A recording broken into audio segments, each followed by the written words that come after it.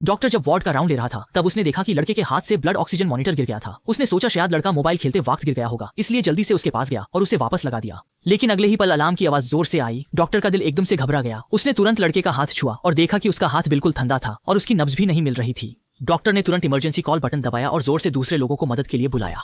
वो खुद वक्त की कीमत समझते हुए लड़के को सीपीआर देने लगा। नर्स जल्दी से इमरजेंसी वार्ड में दौड़ी आई और डॉक्टर को बताया कि ऑब्जर्वेशन रूम में लड़के का हार्ट बीट रुक गया है। सभी मेडिकल स्टाफ एकदम से हैरान हो गए। उन्हें पता ही नहीं था कि ऑब्जर्वेशन रूम में कोई पेशेंट है। तभी डॉक्टर जू को याद आया कि कुछ देर पहले हेड नर्स ने उससे कहा था कि ऑब्जर्वेशन रूम में एक और टीनेजर पेशेंट है। हालांकि चोट देखने में हल्की लग रही थी, लेकिन फिर भी उससे चेक करना जरूरी था। लेकिन उस वक्त वो एक एक्सीडेंट पेशेंट को देख रहा था, इसलिए उसने ध्यान नहीं दिया। जब डॉक्टर जेंग को समझ आया कि हालत खराब है तो उसने अपना काम छोड़ दिया और तुरंत ऑब्जर्वेशन रूम की तरफ दौड़ा। इस वक्त एक लेडी डॉक्टर लड़के को बचाने की कोशिश कर रही थी और नर्स उसे इंटुबेशन दे रही थी। डॉक्टर जेंग की आंखों में शर्म और खुद पर गुस्सा था। उसने सिर्फ ये दुआ कि लड़का बच जाए, वरना वो खुद को कभी माफ नहीं कर पाएगी। असल में जब लड़का एक्सीडेंट के बाद हॉस्पिटल आया था, उसकी तबीयत और मेंटल स्टेट ठीक थी। उसने अपनी माँ को फोन करके बताया था कि वो ठीक है और मोबाइल पर शॉर्ट वीडियो भी देखा था।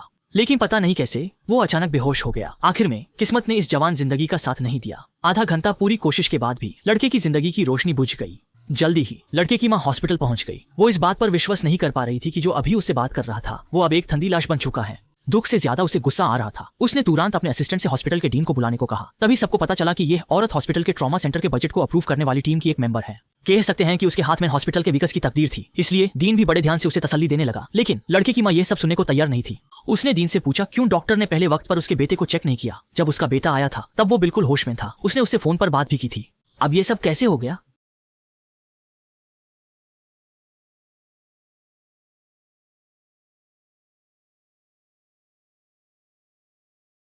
डॉक्टर जेंग ये सुन के बहुत दुखी थी। अगर उसकी लापरवाही नहीं होती तो शायद लड़का ऐसे नहीं मरता। जब औरत हॉस्पिटल पर मेडिकल नेग्लिजेंस का केस करने वाली थी तभी इमरजेंसी रूम का हेड अंदर आया।